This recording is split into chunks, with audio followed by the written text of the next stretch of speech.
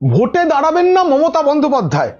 2026 সালের বিধানসভা নির্বাচনে সম্ভবত এটাই সবচেয়ে বড় চমক হতে চলেছে। দক্ষিণ কলকাতার সব আসনের অঙ্ক কষার পরেই এমন সিদ্ধান্ত নিতে চলেছেন তৃণমূল নেত্রী, এমনটা বলছেন তার কাছে থাকা মানুষেরাই। গত নির্বাচনে ছোট বোন নন্দীগ্রামে গিয়ে লজ্জাজনক হার মানতে হয়েছিল, তারপরে বড় বোন ভবানীপুর উপনির্বাচনে আশ্রয় দিয়েছিল। কিন্তু এবার ভবানীপুরের অঙ্ক বলছে, না দিদি না, তুমি অন্য কোথাও যাও, আমরা আর পাশে নেই।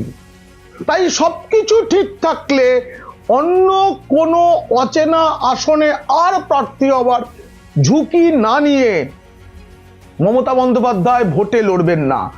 দল ক্ষমতায় যদি আসে তবে কোনো একটা আসন থেকে জিতে নেওয়া যাবে, এই অঙ্কেই হাঁটতে পারেন মমতা বন্দ্যোপাধ্যায়। আমি তথ্য দিয়ে সেটা বোঝাবো। এই আলোচনা ভালো লাগলে অবশ্যই সাবস্ক্রাইব করবেন। পিনাক্কি বলছে, কোন অঙ্কে কোন আসন কতটা বিপজ্জনক তা জানতে দেখুন ও শুনুন পিনাক্কি বলছে। গত 3 ডিসেম্বর আমি একটা প্রতিবেদনে বলেছিলাম ভাইপো বাবু ফুরুত করে বিদেশে, দুবাই হয়ে আমেরিকায়। অনেকে আমাকে ভুল বলে মন্তব্য করেছেন। ভাইপো বাবু যে ডিজিটাল যোদ্ধা নিয়োগ করেছেন তারা আসলে না ডিজিটাল জেহাদি। মধ্যরাতে তারা যেসব কমেন্ট করেন আর তাদের নাম দেখে বোঝা যায় তারা যোদ্ধা নন, জেহাদি। আমার সেই খবর অবশ্য অক্ষরে অক্ষরে মিলে গিয়েছে। ঠিক যেমন করে আমি বলেছিলাম দীঘা বয়কট করবেন ভাইপো বাবু, সেটাও মিলেছিল। এবার সব খবরের কাগজ এখন লিখতে শুরু করেছে ভাইপো বাবু বিদেশ থেকে ফিরেছেন, কিন্তু যাওয়ার কথাটা কেউ সাহস করে বলতেই পারেননি। এবার পিসির কথায় আসি। প্রথমেই বলে রাখি, রাজনীতি কিন্তু অসম্ভবের শিল্প। যে কোনো মুহূর্তে সবকিছু ওলট পালট হয়ে যায়, কিন্তু সেসব না হলে এখনো পর্যন্ত যা অবস্থা তাতে নিজে ভোটে না লড়ার পথেই হাঁটতে পারেন তৃণমূল নেত্রী। কিন্তু তখন কি বলবেন তিনি?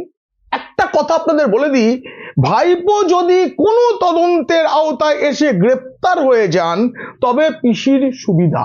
তাতে তিনি বলতে পারবেন যে এখন প্রচারের তো বড় দায়িত্ব আমার একার কাঁধে চলে এলো, আমি প্রার্থী হব না। আমি যেটা জানি, যেটা খবর পেয়েছি, কয়লা পাচার তদন্ত প্রায় গুটিয়ে এনেছে ইডি। তবে ভাইপো বাবুকে গ্রেপ্তার করার পথে তারা আদৌ হাঁটবেন কিনা সেটা বলা কঠিন। অভিজ্ঞতা সেটাই বলে, কোন এক অদৃশ্য শক্তি তাদের হাত বেঁধে দেয়। যাই হোক, যদি ভাইপোর তেমন কোনো পরিস্থিতি তৈরি হয় তাহলে তো পিসিমার বলার বিষয় রইল, আমি তো প্রচার করব, আর কে? আঞ্চলিক দলের সর্বভারতীয় সাধারণ সম্পাদক তো জেলে। কিন্তু সেটা না হলে কি বলবেন তিনি? তবে মমতা কখন কি করবেন তা দেবা না জানন্তি। আমি অনেকবার অনেক ব্যাপারে দেখেছি যে তিনি যেন নিজেই জানেন না তিনি কি করতে চলেছেন পরে। তিনি কি বলবেন আগাম আন্দাজ করা যায় না। আমার মনে হয়েছে তিনিও ঠিক করে রাখেননি সেটা। সেই দুর্গাপুজোর টাকা বাড়ানো, একরকম কথা বলে উনি ওঠেন, তারপর একটা কিছু করে ফেলেন, কিন্তু সবসময় তার সেগুলো কাজে দেয় না। তাকে দীর্ঘদিন ধরে যারা দেখেছেন তারাই বলছেন এবার পরিস্থিতি আলাদা, এবার ভোটে দাঁড়ানো খুব মুশকিল। তাই পিসির ভোটে দাঁড়ানো নিয়ে প্রশ্ন এবং বিস্ময় দুই চিহ্নই থাকছে। এবারের পরিস্থিতি কেমন তা আমি আপনাদের তথ্য দিয়ে দিয়ে বোঝাবো। তবে তার আগে একটা কথা, আপনাদের জন্য আমি যে প্রতিবেদন বানাই তাতে অনেক সময় এবং পরিশ্রম দিতে হয়। যদি আপনারা ভালোবেসে আমাকে সুপার থ্যাঙ্কসের মাধ্যমে টাকা পাঠান তাহলে আরো ভালো ভালো ভিডিও বানানোর উৎসাহ পাবো আমি। দেখবেন ভিডিওর নিচে যেখানে সাবস্ক্রাইবার বাটন থাকে তার পাশেই থ্যাঙ্কস বাটন আছে। এই থ্যাঙ্কস বাটনে ক্লিক করে আমাকে ভালোবেসে যার যেমন সামর্থ্য তেমন টাকার সুপার থ্যাঙ্কস পাঠাতে পারেন। বামেরা এই রাজ্যের ক্ষমতা থেকে সরে গিয়েছিল 2011 সালে কিন্তু তার 10 বছর আগেই একটা ইঙ্গিত মিলেছিল, আর বেশি দিন নেই। কারণ রাজধানী কলকাতার পুরসভা দখল পেয়ে গিয়েছিল তৃণমূল 2010 সালেই। ঠিক তেমন ভাবেই কলকাতার ভোটের অঙ্ক যা বলছে তাতে তৃণমূলের গড়েই অশনি সংকেত। একটা রাজ্যের রাজধানী বুঝিয়ে দেয় সবার আগে। এই প্রসঙ্গে বলে রাখি, 2026 সালে পশ্চিমবঙ্গের সঙ্গে ভোট রয়েছে কেরলেও। তার ঠিক আগে 45 বছর পর কেরলের রাজধানী তিরুঅনন্তপুরমের পুর নিগমের ভোটে বামেরা পরাজিত, বিজেপি তথা এনডিএ সেখানে ক্ষমতায় এসেছে। এ থেকে একটা বিষয়ে পরিষ্কার যে কঠিন কেরল বিজেপির কাছে খুব কঠিন। কমিউনিস্ট শাসিত কেরল, সেখানেও বিজেপির খাতা খুলে গেল। বিধানসভা ভোটে আশাতীত ফল হতেই পারে, কিছু আসন বিজেপি পেতেই পারে সেখানে। এইবার ফিরি বাংলায়। এখনো পর্যন্ত ভোটার তালিকা থেকে নাম বাদ দিয়েছে 58,20,898 জনের। হিসাবের সুবিধার জন্য আমরা 58 লাখই ধরলাম। এরপরে সন্দেহজনক ভোটার আছে এই রাজ্যে, কত জানেন? 1,67,45,911 ভোটার। এটাকেও আমরা 1,68,00,000 ধরলাম। এই যে ভোটাররা, এদের বাড়ি বাড়ি গিয়ে তথ্য যাচাই করা হবে। তারপরেও কোনো সন্দেহ থাকলে তাদেরকে শুনানির জন্য ডাকা হবে। কমিশনের যা ধারণা তাতে অর্ধেকের বেশি নাম কাটা যাবে। তর্কের খাতিরে আমরা সংখ্যাটা একটু কমিয়ে 1/3 ধরলাম। ফলে সব মিলিয়ে 1 কোটির বেশি ভোটারের নাম বাংলার ভোটার তালিকা থেকে বাদ যাচ্ছেই। কেন কমবে না বলুন তো নাম? রাজ্যে 85 লক্ষ ভোটারের বাবার নাম ঠিক নেই। অনেক ভাড়াটে বাবা 15 বছর বয়সের আগেই বাবা হয়ে গিয়েছেন 11,95,230 জন। আমি ভাবছি এই বাবাদের স্ত্রী মানে সন্তানদের মায়ের বয়স তাহলে কত? ঠাকুরদার চেয়ে মানে বাবার চেয়ে 40-এর কম বয়স 3,29,152 ভোটারের। মানে বাংলায় দেখা যাচ্ছে পুরুষের বাল্য বিবাহ মারাত্মক বেশি। বাল্য বিবাহ তো সাধারণত মেয়েদের হতো, যেটা খুব একটা বাজে ছিল, সেটা অনেকটা কমেছে গোটা দেশে, এই রাজ্যে কমেনি যদিও। কিন্তু এখানে দেখা যাচ্ছে বাংলায় ছেলেদের, নাবালক ছেলেদের মানে বাল্য বিবাহ মারাত্মক বেশি। এক ব্যক্তির 6 জন ছেলে মেয়েও রয়েছে 24 লাখের বেশি। আমার তো মনে হয় না এদের খুঁজে বার করে, তালিকা থেকে তো নাম বাদ যাবে, তারপরে ব্রিগেডে অনেকটা জায়গা লাগবে, ব্রিগেডে একটা প্রদর্শনী করা উচিত। এই মহাপুরুষদের দর্শন চাই। কাদের উপরে মা ষষ্ঠীর এত কৃপা বলুন তো? তারা কোন রেশনের চাল খান? এত কম বয়সে বাবা, ঠাকুরদার থেকে 40 বছরেরও কম ফারাক বয়সে, আবার একজনের 6টি করে সন্তান। এবার দিদির রাজ্যের কথাই বলছিলাম, তবে এবার ডাইরেক্ট দিদির কথায় আসি। দক্ষিণ কলকাতা মানে তৃণমূল, এটাই তৃণমূলের জন্মভূমি, পৃষ্ঠভূমি, কর্মভূমি, যাবতীয়, এখন কেলেঙ্কারি ভূমিও। এখান থেকেই পিসিমণি বারংবার সাংসদ হয়েছেন। তার আগে একবার কিন্তু পিসিমণি যাদবপুর থেকে হেরেছিলেন। সবাই সোমনাথ চট্টোপাধ্যায়কে 1984 সালে হারানোর কথাটা বলেন। মনে রাখতে হবে সেবার ইন্দিরা গান্ধী মৃত্যুর হাওয়ায় অনেক কংগ্রেস প্রার্থী জিতেছিলেন, তাদের মধ্যে মমতা বন্দ্যোপাধ্যায় একজন। কারণ ঠিক পরের নির্বাচনটায় ওই যাদবপুরেই সিপিএম প্রার্থী মালিনী ভট্টাচার্যের কাছে গোহারা হেরেছিলেন মমতা। এটা কেউ মনে রাখে না। তারপরের হারটা তো টাটকা, শুভেন্দু অধিকারীর কাছেই মমতার আন্দোলন ভূমি নন্দীগ্রামে লজ্জাজনক হার। সেখানে না তিনি মুসলিম ভোটের অঙ্ক কষেই গিয়েছিলেন, কিন্তু হিন্দু ভোট যে তার বিরুদ্ধে এক কাট্টা হয়ে রয়েছে সেটা মমতা ঠাউর করতে পারেনি। এবার দিদিমণির এলাকা কলকাতার দক্ষিণের কি পরিস্থিতি একবার আপনাদের শোনাই, তথ্যটা দিই। কলকাতা বন্দর গতবার ববি হাকিম জিতেছিলেন 68,554 ভোটে। এবার ইতিমধ্যেই বাদ চলে গেছে 63,730 জন ভোটারের নাম। ববির অবস্থায় টায় টায়। দিদির কেন্দ্র ভবানীপুর, গতবার 2021-এর বিধানসভা নির্বাচনে এখানে প্রার্থী হয়েছিলেন শোভনদেব চট্টোপাধ্যায়, জিতেছিলেন 28,719 ভোটে, আর ভোটারের নাম বাদ গিয়েছে 44,787। পরে করোনার মধ্যেই দিদির একটা উপনির্বাচন হয়েছিল। সেই উপনির্বাচনে আপনারা জানেন যে তার ফল ঠিক হয় না, কারণ সেটা শাসকের পক্ষে যায়, কারণ সরকার বদলাবে না। তারপর মুখ্যমন্ত্রী প্রার্থী, তারপরে অনেক ভোটার ভোট দেন না। সেবার দিদিমণি জিতেছিলেন 58,835 ভোটে, মানে 21-এর পুজোর সময়।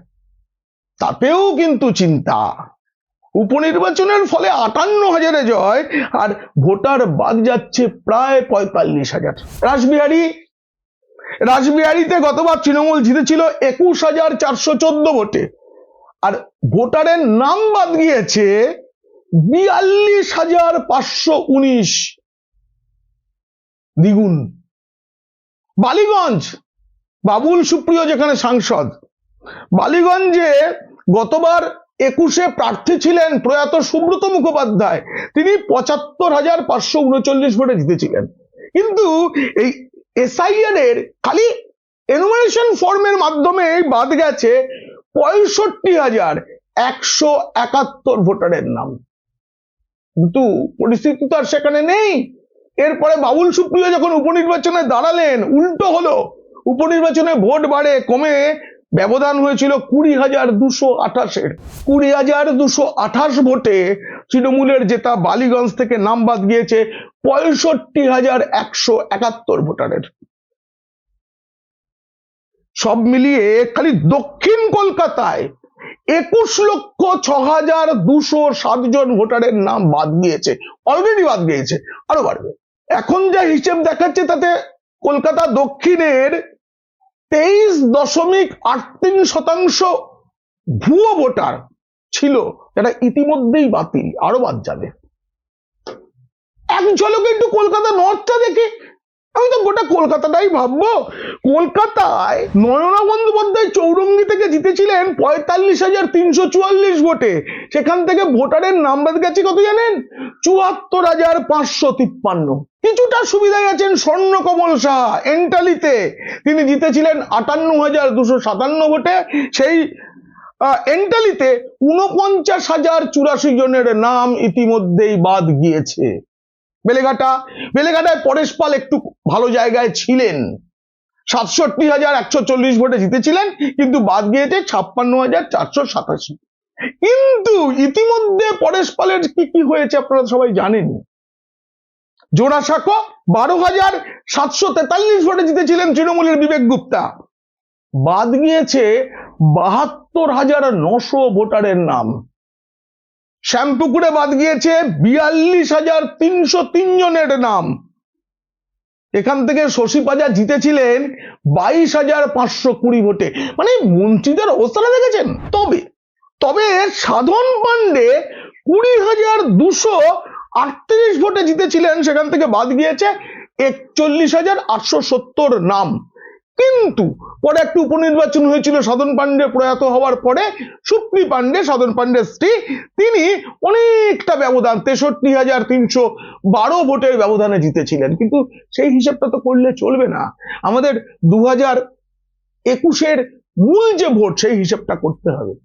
তাই তো বালিগঞ্জ অনেক সুবিধাজনক জায়গায় 75,000-এ জিতেছিলেন সুব্রত মুখোপাধ্যায়, 65,000 নাম বাদ গেছে, 10,000-এর এগিয়ে রয়েছে তৃণমূল। কাশীপুর বেলগাছিয়া অতীন ঘোষ কলকাতার ডেপুটি মেয়র 35,390 ভোটে জিতেছিলেন, নাম বাদ গেছে 53,360। সব মিলিয়ে কলকাতা উত্তরের অবস্থাও কিন্তু খারাপ। সব মিলিয়ে 25.93%, মানে 26ই ধরুন, জালি ভোটার বেরিয়েছে ইতিমধ্যেই। দেখুন, ভবানীপুরে মমতা বন্দ্যোপাধ্যায় যে জেতেন, তাতে একটা বড় কারিগরের ভূমিকা নেন ববি হাকিম এবং অরূপ বিশ্বাস। টালিগঞ্জের অরূপ বিশ্বাস, বন্দরের ববি হাকিম। ববি হাকিমের যা অবস্থা তাতে এখন তিনি 1000-5 ভোটে লিড করতে পারেন, অঙ্ক বলছে। এরপর আরো নাম বাদ গেলে কি হবে আমি জানি না। আর অরূপ, টালিগঞ্জে অরূপ জিতেছিলেন 50,080 ভোটে, বাদ গিয়েছে কম 35,309। ভাবা যেতে পারে অরূপ ভালো জায়গায় আছে, কিন্তু ফুটবলার মেসিকে নিয়ে যে কাণ্ড হয়েছে তার মূল ভিলেনের নাম অরূপ বিশ্বাস। এখন যে পরিস্থিতি তাতে ভবানীপুরে যদি অরূপ বিশ্বাস প্রচার করতে যান তাতে হিতে বিপরীত হবে। অরূপের এলাকার লোকেরাও অরূপকে আর পছন্দ করছে কিনা, আজকে কলকাতার সঙ্গে বাইরের দুটো মহারাষ্ট্রে তেলেঙ্গানায় যেভাবে মেসির অনুষ্ঠান হয়েছে যে সাফল্যের সঙ্গে, তার সঙ্গে কলকাতা মানে কোথায় কিভাবে গোলমাল। সেলফি তুলছেন শুভশ্রী, 1000 টাকা দিয়ে যারা টিকিট কেটে গেছেন তাদের হাল খারাপ। রাজ্যের এক মন্ত্রী সুজিত বসু তিনি সেলফি তুললেন, মূর্তি উন্মোচন করলেন। ভাবা হলো না রাজ্যের এত মানুষ তারা স্টেডিয়ামে অপেক্ষা করছে। মুখ্যমন্ত্রী নিজেই গিয়ে একবার বলতে পারলেন না যে তার কাছ থেকে কিভাবে পেনাল্টি কিক শিখেছিলেন মেসি। মেসি যে 1.5 বছর বয়স থেকে খেলা হবে মানে স্পেন ভাষায় জুগেরিয়া বলতেন, এটা বলতে পারলেন না। রাজ্যপালও ঢুকতে পারেননি। এই যে কাণ্ড, এরপর অরূপকে মমতা বন্দ্যোপাধ্যায় ব্যবহার করতে পারবেন না। মমতাকে কোন রকমে জেতার আশা দেখাতে পারে বালিগঞ্জ। বাবুল সুপ্রিয়কে সরিয়ে দেওয়া কোনো বিষয় নয়। ও প্রথম একাদশে জায়গা পাওয়ার জন্য বিজেপি ছেড়ে কেন্দ্রীয় মন্ত্রী ছিলেন, সেখান থেকে এসেছিলেন। ও চিরকাল তো ওই বাইরের বেঞ্চেই বসে থাকলেন ফুটবল খেলায়, এক্সট্রা। প্রথম একাদশের জায়গা কোনোদিনও হয়নি। এই পরিস্থিতিতে না তৃণমূলের মধ্যে এইসব আলোচনা হচ্ছে, মজার আলোচনা। আচ্ছা, দিদি তো দীঘাকে খুব ভালোবাসেন, সেখানে ধাম টাম এসব বানানোর জন্য, যদিও তাতে বুমেরাং হয়েছে পুরো বিষয়টা। সেই আসনটায় না রামনগরে গতবার অখিলগিরি জিতেছিলেন 12,517 ভোটে, আর সেখানে ভোটার বাদ গিয়েছে 9,675। ফলে দিদিমণির একটা চান্স আছে ওখানে লড়াইয়ে। কিন্তু ওটা শুভেন্দু অধিকারীর জেলা, দুঃস্বপ্নেও ওই জেলায় পা রাখার কথা ভাববেন না।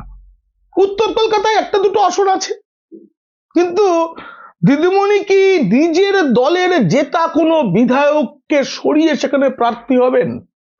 মনে রাখতে হবে নন্দীগ্রামে তিনি প্রার্থী হতে গিয়েছিলেন, সেখানকার তখনকার যে বিধায়ক আগেই ইস্তফা দিয়েছিলেন কিন্তু শেষবার জিতেছিলেন শুভেন্দু অধিকারী বিজেপির। তার মুখ দেখেই তো সবাই জেতে নাকি? সেই তিনি অন্য একজন বিধায়ককে সরিয়ে প্রার্থী হবেন? আর উত্তর কলকাতা না, তিনি দক্ষিণের যে বনেদিয়ানা, তৃণমূল মানে দক্ষিণ, সেই যে গর্ব অহংকার সেটা ছেড়ে কোথায় যাবেন? সত্যি আমাদের গর্বের মুখ্যমন্ত্রী, সততার প্রতীক মমতা বন্দ্যোপাধ্যায়ের না পালানোর পথ নেই। দায়িত্ব নিয়ে বলছি। তাই একান্তই যদি তাকে দাঁড়াতে হয় সেটা বড় বোন ভবানীপুরেই। কোন অঙ্কে জিতবেন কি করবেন আমি জানি না, 4টে ওয়ার্ড আছে তাকে বলে বলে হারাবে। এই প্রতিবেদন কেমন লাগলো জানি অবশ্যই মন্তব্য করবেন। ভালো লাগলে বন্ধুদের, খারাপ লাগলে শত্রুদের শেয়ার করবেন। আপনারা সবাই ভালো থাকবেন, আনন্দে থাকবেন।